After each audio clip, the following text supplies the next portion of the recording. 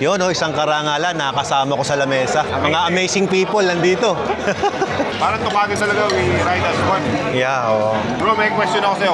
Quick question, ano yan? Why do you ride? Ito yung stress reliever namin ni Mrs. Tsaka banding na rin namin dalawa. Wow, nice. Amazing bonding. Yeah, amazing banding, amazing talaga na mawala ang stress. Ako may tanong ako, best epic ride para sa'yo? Punta kami sa La Union.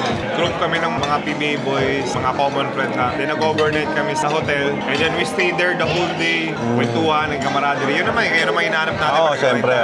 Ako yung epic ride na napanood ko sa channel ninyo. You ride then you do charity. Oh, Napanood ko yun. Santa Cruz. Oo. Sinadya namin siya para makamusta. YouTube kasi namin, we create funds. Oo.